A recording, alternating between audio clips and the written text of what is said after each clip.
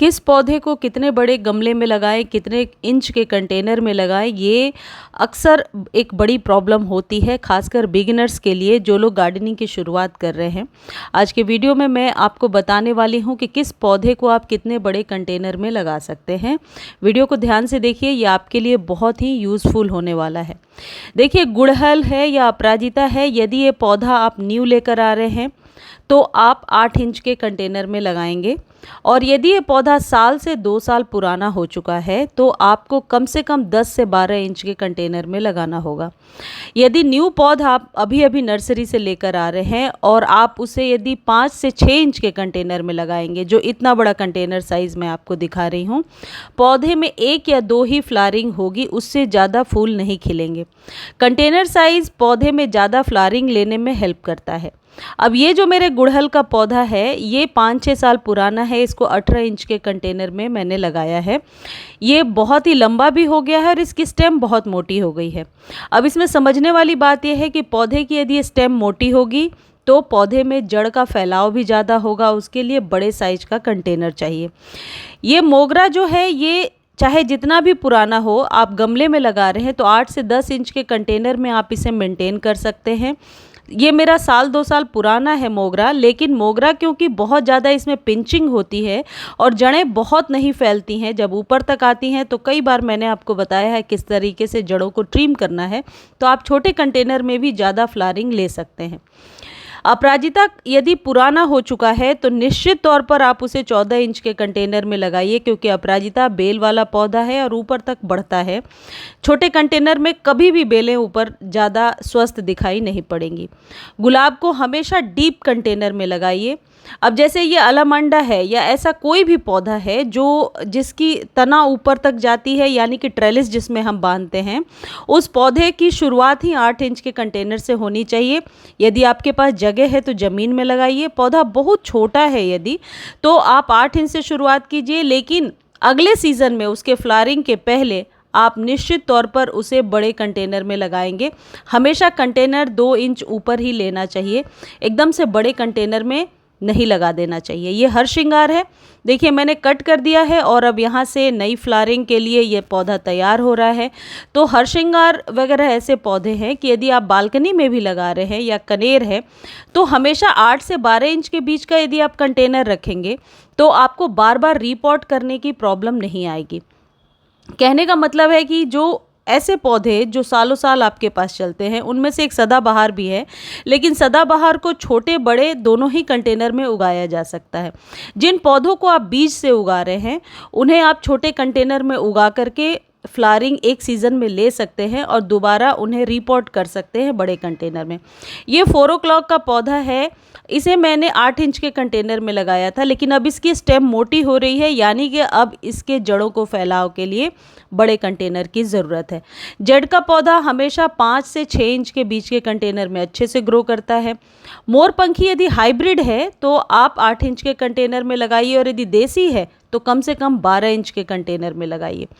Money plant यदि pothos आप घर में लगा रहे हैं कटिंग, तो हमेशा 3 इंच के कंटेनर में लगाइए, बहुत अच्छे से बुशी हो जाता है। हर वो पौधा जो हैंगिंग बास्केट के लिए रेडी होता है वो 3 इंच से लेकर 5 इंच के बीच के कंटेनर में अच्छे से लग जाता है, लेकिन जो पॉट साइज़ है वो डीप नहीं होना चाहिए, हमेशा ब्रॉड होना चाहिए, यानी चौड़ाई लिए हुए होना चाहिए। मनी प्लांट को आप छोटे बड़े कैसे भी कंटेनर में लगा सकते हैं, लेकिन मनी प्लांट पुराना हो गया और बहुत सारी स्टेम्स निकल आई हैं, तो 10 इंच के कंटेनर में लगाइए। पीस लिली का पौधा आप जब भी लगा रहे हैं या स्नेक प्लांट, इस बात का ध्यान रखें कि इनके पौधे की जो चौड़ाई है, यानी गमले का जो चौड़ाई है वो ज़्यादा होना चाहिए। डीप भले ही कम हो, चौड़ाई ज़्यादा हो। इस का डॉलर मनी प्लांट है तो इसे आप 3 इंच के डेप्थ वाले में लगा सकते हैं। स्नेक प्लांट की जो ये वैरायटी है, इसे भी आप छोटे कंटेनर में, देखिए जिस तरीके से, क्योंकि ये पौधों की रूट्स जल्दी जल्दी डबल होती है, तो चौड़ाई वाले में लगाइए। ये एस्टिक लिली का पौधा है, लिली की कोई भी जो वैरायटी है आपके पास, उसे आप 8 इंच के कंटेनर में आसानी से लगा सकते हैं। एग्लोनिमा और कैलेनकोई को हमेशा 5 से 6 इंच के कंटेनर में लगाइए, क्योंकि पानी ज़्यादा जाने से ये पौधे गलने लगते हैं। तो ओवर वाटर से अपने पौधे को बचाना है तो छोटे कंटेनर में इसकी ग्रोथ आप बहुत अच्छे से ले सकते हैं। ये जो पौधा आपको दिख रहा है ये इक्ज़ोरा है, हाइब्रिड इक्ज़ोरा है और जेड, ये सब 3 से 5 इंच के कंटेनर में अच्छे से चलेंगे। रबर प्लांट यदि पुराना हो रहा है तो आप 8 इंच के कंटेनर में लगाइए, अदरवाइज़ रबर प्लांट को आप 6 इंच के कंटेनर में भी अच्छे से ग्रो करा सकते हैं। ये बात ध्यान रखिए कि जो पौधे पानी में गलने लगते हैं ओवर वाटर से, उन पौधों के जो पॉट्स हैं वो ज़्यादा गहरे नहीं होने चाहिए और मिट्टी ऊपर से 2-3 इंच ज़रूर आपको खाली छोड़ना चाहिए, अदरवाइज़ जल्दी मिट्टी नहीं सूखने के हालत में आपका पौधा ख़राब हो सकता है। किसी भी पौधे की यदि कटिंग लगा रहे हैं जो 4 से 5 इंच का है तो हमेशा 3 से 5 इंच के बीच का ही कंटेनर लगाएं, ऊपर से 2 इंच मिट्टी आप खाली रखें ताकि पौधा आपका अच्छे से ग्रो हो सके। और जब आप पानी डालें पौधे में तो जो एयर बबल निकलते हैं वो निकलने के लिए गमले में स्पेस हो। तो क्रोटोन का कोई भी पौधा 5 से 8 इंच के बीच के कंटेनर में अच्छे से ग्रो हो जाता है। इस तरीके के ड्रेसिना का कोई भी प्लांट लगा रहे हैं हमेशा 8 इंच के कंटेनर में लगाइए। ये पुराने होने के बाद भी इन्हें ज़्यादा चेंज करने की ज़रूरत नहीं है। जो शफलेरा है इसके लिए भी 5 से 6 इंच का कंटेनर, क्योंकि ये शेड लविंग प्लांट्स हैं, ओवर वाटर से इन्हें बचाना है तो छोटे कंटेनर में जल्दी मल्टीप्लाई होते हैं और ओवर वाटर के खतरे से भी हम बचे रहते हैं। कोई इस तरीके का डिफनबेकिया वगैरह है जो बहुत फैल गया है तो उसे आप 10 इंच के कंटेनर में लगा सकते हैं, लेकिन मिट्टी ऊपर से 2-3 इंच खाली रखेंगे। ये जिजी प्लांट है, इसे हमेशा छोटे कंटेनर में लगाइए, बड़े कंटेनर में ये ग्रो ही नहीं होगा क्योंकि इसके बल्ब्स गलने लगते हैं। कभी ना कभी पानी तो ज़्यादा चला जाता है, बल्ब्स गलने लगते हैं। ये ज़ीब्रा प्लांट है, ये शेड लविंग प्लांट्स हैं, इनको हमेशा छोटे कंटेनर में लगाइए। यदि आप घर में कोई इंडोर प्लांट लगा रहे हैं तो हमेशा ध्यान रखें कि बड़े कंटेनर में ना लगाएं, छोटे कंटेनर में आप लगाएंगे तो पौधे का केयर करना इजी होगा और जड़ों का विकास भी अच्छे से होगा। ड्रेसिना की कोई भी वैरायटी देखिए मैंने 3 से 5 इंच के कंटेनर में लगाया है और ये बहुत ही अच्छे से ग्रो हो रहा है। यानी कि वो पौधे जो शेड में रहते हैं उन्हें आप हमेशा छोटे कंटेनर में लगाएंगे। इन पौधों की जड़ें ज़्यादा नहीं फैलती तो रीपॉट आपको जल्दी जल्दी करने की कोई समस्या नहीं होती। लेकिन वो पौधे जो आप ज़्यादातर आप उससे फ्लावरिंग लेते हैं जैसे गुड़हल, अपराजिता, हरश्रृंगार, कनेर, इनको हमेशा बड़े कंटेनर में लगाना है। ये है बुगनविला। बुगनविला के लिए आइडल 8 से 12 इंच के बीच का कंटेनर है। इस तरीके से शमी या बेलपत्र या कड़ी पत्ते का पौधा है, इसके लिए एक पॉट साइज़ रखिए 10 इंच और ये जल्दी जल्दी रिपॉट भी आपको नहीं करना पड़ेगा।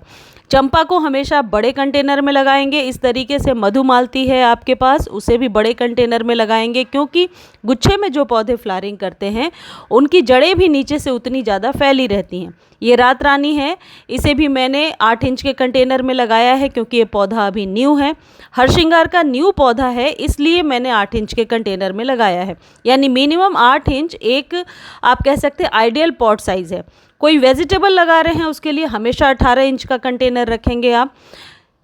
कैलेनकोई या इस तरीके के पौधे आप लगा रहे हैं तो ये किसी भी तरीके के कंटेनर में ग्रो हो जाएंगे, ओवर वाटर से बचाना है। रजनीगंधा को 8 से 10 इंच के कंटेनर में लगा सकते हैं। ये देखिए ये मिरर बुश या चाइनीज़ बुश का पौधा है, इसे भी आप छोटे कंटेनर में लगा सकते हैं।